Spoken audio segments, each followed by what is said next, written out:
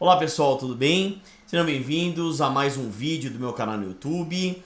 Agradeço a confiança em meu trabalho, de estar inscrito no meu canal, de estar ativando as notificações, indicando aos amigos e colegas. E nesse vídeo especialmente, vamos falar sobre a decisão do Supremo Tribunal Federal, tão comentada, abordando a possibilidade ou não do acordo individual escrito para redução proporcional da jornada e do salário, bem como da suspensão temporária do contrato individual de trabalho, ferramentas trazidas pela medida provisória 936 de 2020, o Programa Emergencial de Manutenção do Emprego e da Renda. A decisão foi muito comentada, né? Para gravar esse vídeo, procurei fazer várias reflexões, né? A gente sabe que, naturalmente, nesse momento de pandemia, do coronavírus, do Covid-19, o mais importante é a vida, é a saúde das pessoas. Inegavelmente. Mas também a gente não pode fechar os olhos para preocupações econômicas, financeiras, com a manutenção do vínculo empregatício, com a manutenção das empresas, com a economia. Eu lembro que, eu falo isso já desde o começo, a gente precisa ter razoabilidade, proporcionalidade, ponderação de interesses, bom senso. É por isso que hoje se fala muito num direito emergencial, né? Numa interpretação, à luz dessa pandemia, que não tem precedentes na nossa geração. Então, o direito ele precisa se adaptar, se moldar aos fatos que estão ocorrendo nesse momento. Pessoal, quem que estava esperando uma pandemia dessa? Então, eu recebi até um texto muito importante do Mário Sérgio Cortella dizendo o seguinte: hoje está todo mundo atacando pedra em todo mundo. No poder executivo, no poder legislativo, no poder judiciário, na medicina, nas autoridades.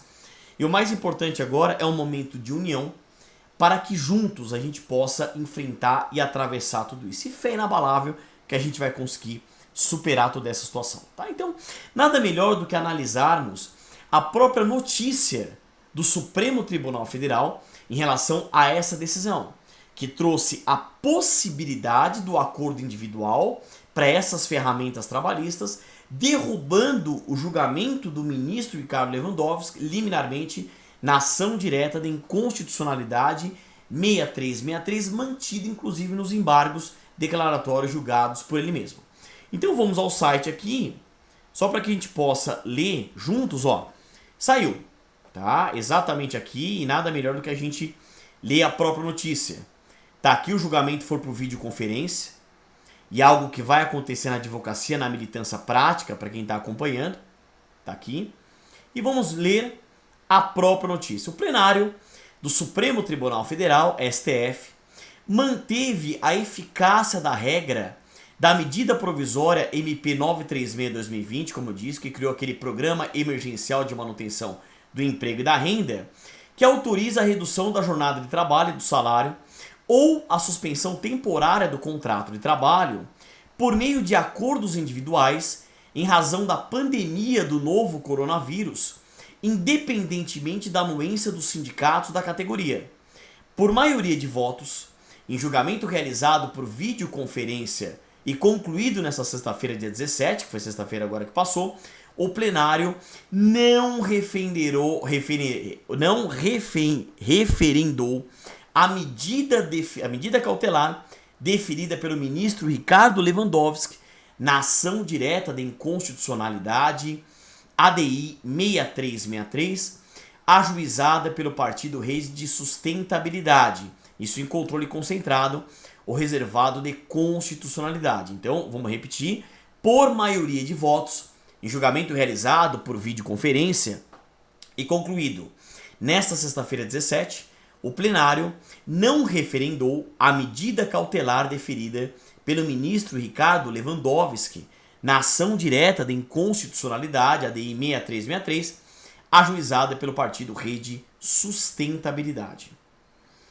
Olha só, e a discussão ela não é tão simples assim, porque ela teve que passar pela Constituição Federal de 88, a nossa Constituição Cidadã de 88, epíteto esse, ou expressão esta, definida pelo saudoso Ulisses Guimarães, né? E isso também em interpretação conforme a Constituição, interpretação essa definida por um dos maiores juristas constitucionais de todos os tempos, o professor Gomes Canotilho, lá da Faculdade de Direito da Universidade de Coimbra, né? Eu tive até o prazer de fazer um dos meus pós-doutorados lá. Então é uma interpretação, uma análise que temos que fazer juntos. E o artigo 7º, lá no seu caput, fala: são direitos dos trabalhadores urbanos e rurais, vírgula, além de outros que visem a melhoria de sua condição social, sendo uma cláusula geral ou conceito legal indeterminado. Mas vamos lá no inciso 13.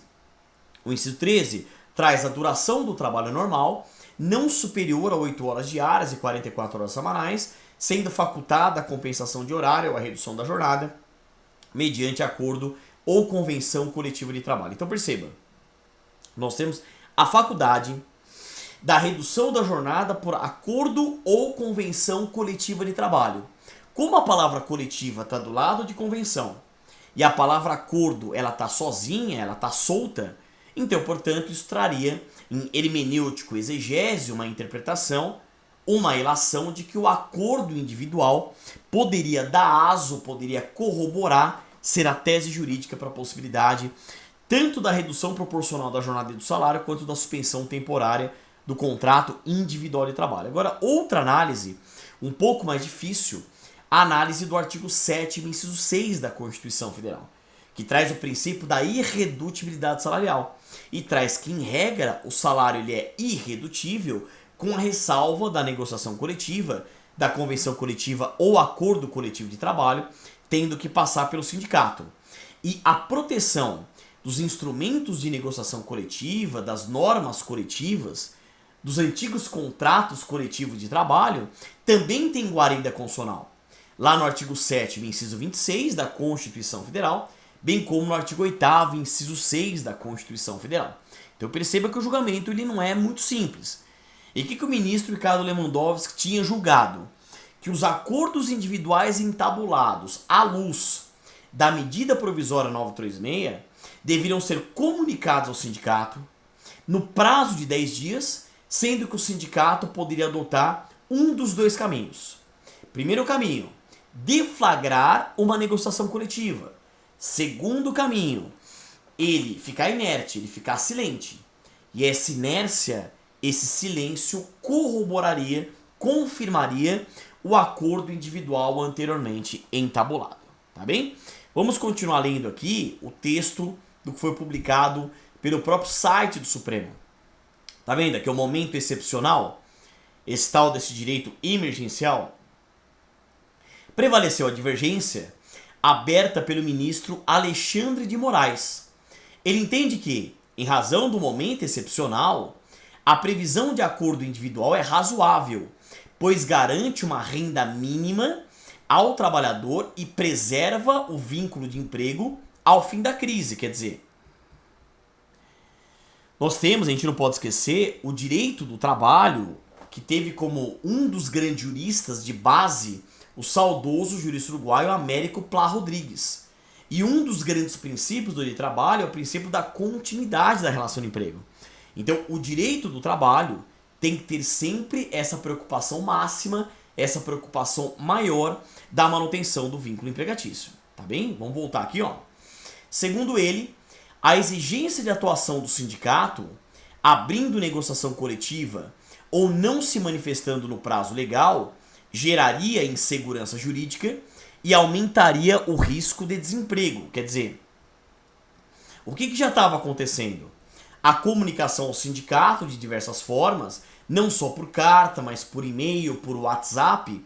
Só que o Brasil, arredondando, tem aproximadamente 17 mil sindicatos. Sindicatos atuantes, sindicatos não atuantes, sindicatos que não davam resposta. Veja, a meu ver, data máxima vênia, a existência do sindicato é fundamental. Quando eu falo sindicato, esses sindicatos, federações e confederações. Né? Então é fundamental, até com base no artigo 8º, inciso 3 da Constituição, que fala que ao sindicato cabe a defesa dos direitos e interesses coletivos ou individuais da categoria, inclusive em questões judiciais ou administrativas.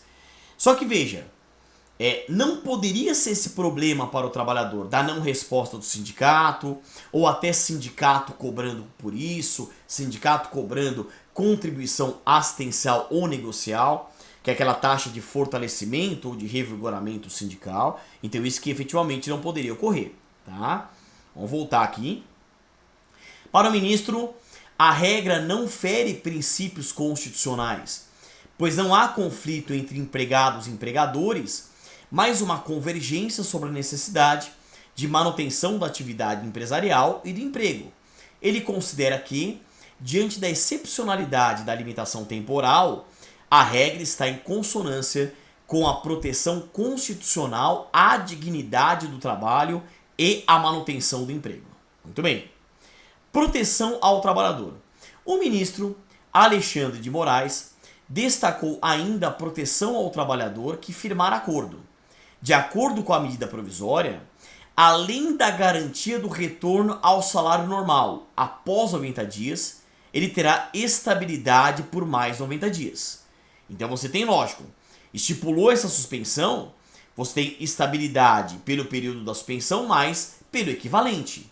Então se eu utilizo a ferramenta prevista na medida provisória 936, eu tenho estabilidade pelo período que eu utilizo e mais pelo equivalente.